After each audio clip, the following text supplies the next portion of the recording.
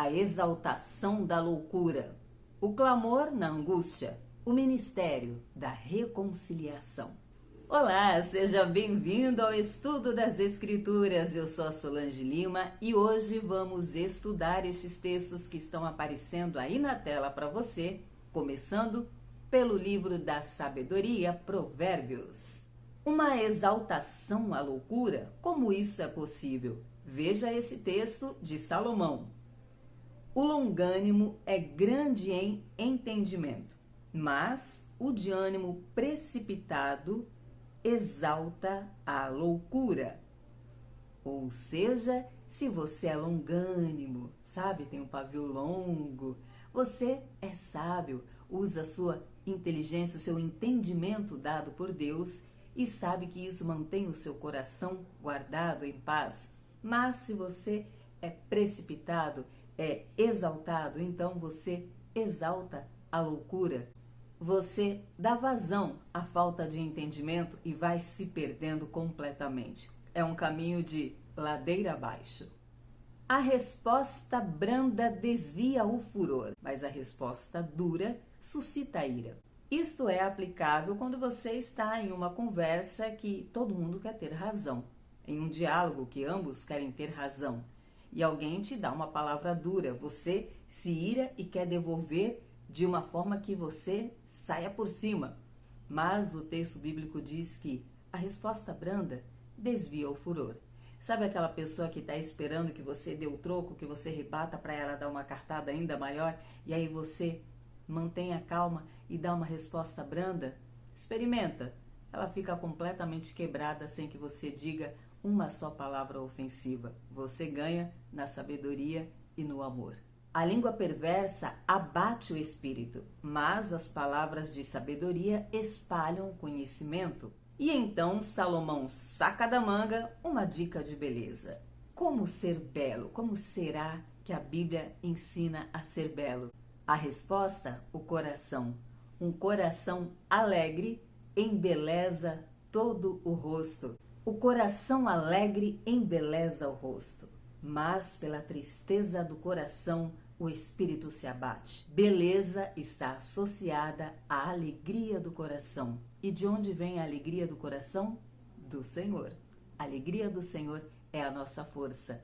A felicidade daquele que teme ao Senhor não estão em circunstâncias, em bens materiais, mas estão no próprio Deus. E é essa alegria que embeleza o seu rosto.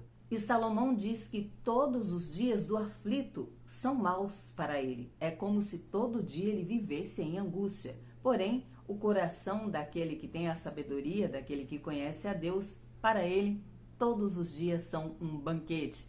Na presença do Senhor é, de fato, sempre um banquete. No texto de hoje, Salomão ainda diz que uma resposta bem dada na hora certa preenche o coração, alegra o coração. E essa alegria vem para ambos, porque o que o texto está dizendo é que o homem se alegra em dar a resposta certa na hora certa. E para concluir, Salomão fala sobre o temor do Senhor. Ele diz que o temor do Senhor é a instrução da sabedoria e a humildade precede a honra. Quer ser honrado? Seja humilde. Mas aquele que é humilde não espalha cartaz por aí dizendo, eu sou humilde. A humildade é reconhecida pelas suas próprias atitudes. Entrega os teus caminhos ao Senhor e os teus planos serão bem-sucedidos. É a conclusão do texto de hoje. Chegamos ao quinto e último livro de Salmos. Salmos 107 abre a coletânea do quinto livro de Salmos e último livro. Começa no 107 e vai até o 150. O Salmo 107 fala de uma restauração. No salmo anterior, vimos que o salmista foi falando de todo o processo que o povo viveu, dos castigos, das vitórias, da misericórdia de Deus. E agora, no Salmo 107, ele começa convidando o povo para celebrar ao Senhor. Aliás, é um texto que se repete 30 vezes nas Escrituras. Nos Salmos está cheios desta observação. Rendei graças ao Senhor, porque Ele é bom e a sua misericórdia dura para sempre. Ele começa o Salmo 107 falando isso. Então o salmista, nos versos de hoje, diz que o povo que esteve desgarrado, aparentemente ele está falando do retorno da Babilônia, do exílio da Babilônia, porque ele diz que o Senhor olhou para aquele povo e os deu vitória e os tirou daquele cativeiro. Por isso ele começa os salmos dizendo para render graças ao Senhor, porque ele é bom. E fala que o povo, quando estava na derrota, na miséria, quando viram tudo que estavam passando, clamaram ao Senhor. Ele diz: em sua angústia, clamaram ao Senhor e ele os livrou de suas aflições. Então o salmo de hoje, o Salmo 107, vai repetir isso algumas vezes. O clamor ao Senhor, mostrando a misericórdia do Senhor, que mesmo aquele povo errando, quando eles clamavam ao Senhor, corriam para a presença do Senhor, alcançavam misericórdia. E isso é para você, é para mim, é para todo aquele que crê em Deus. Erramos todos os dias, mas quando nos arrependemos, corremos para a presença do Senhor com o coração sincero, nos quebrantamos, clamamos pela misericórdia dele, o Senhor estende a mão, nos levanta, nos perdoa e nos restaura. É sobre isso o Salmo 107.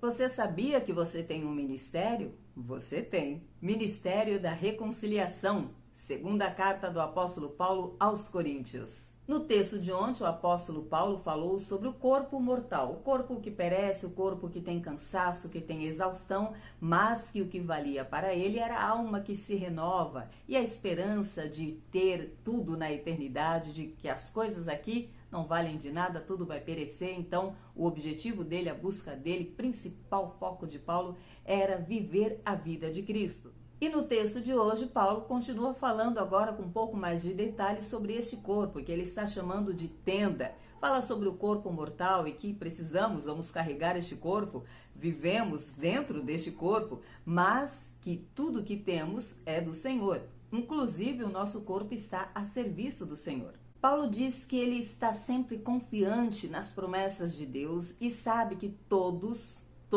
um dia, o que fez o bem ou o que fez o mal, todos um dia estarão num tribunal diante do Senhor e vão prestar conta pelo que fizeram em seu corpo. Estando num corpo, nós fizemos algo, vivemos a vida e vamos prestar conta disso. É o que o apóstolo Paulo está dizendo. E então ele continua e diz: portanto, sabendo o que significa temer o Senhor, procuramos convencer os homens. É onde ele fala do ministério da reconciliação. E diz que Deus enviou seu Filho Jesus para reconciliar o homem e nos tornou reconciliadores. Paulo fala do empenho dele em realmente alcançar vidas, em ajudar inclusive aqueles irmãos ali de Corinto. Então ele diz que se ele enlouquece, se ele faz loucuras, é pelo Senhor. Mas se ele não perde o juízo, se ele se mantém ali na razão, é por amor àquela igreja, aquelas pessoas, porque ele tem que zelar e cuidar daquelas vidas. Paulo está mostrando todo o zelo, todo o cuidado, todo o amor, porque ele entendeu que foi chamado para reconciliar o homem com Deus.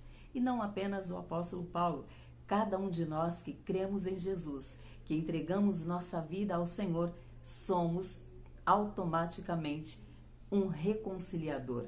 É o ministério da reconciliação. Eu e você fomos chamados para reconciliar o homem com Deus. E Paulo diz que o que nos motiva é o amor a Cristo, o que motivava ele e aqueles que andavam com ele, cuidando das pessoas, pregando o evangelho, e o que deve nos motivar é o amor a Cristo. Deus enviou Jesus, o seu Filho amado, para dar a vida, ressuscitar, para que isso nos reconciliasse com Deus.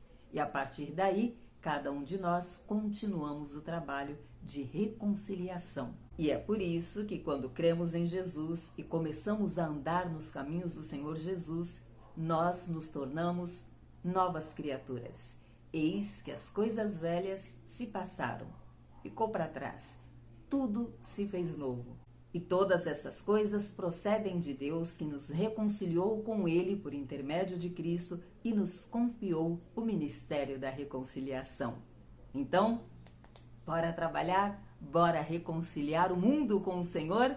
Jesus está às portas. Eu e você precisamos fazer o mundo saber disso e os reconciliar com Deus, para que quando a igreja do Senhor subir, todo este povo suba conosco.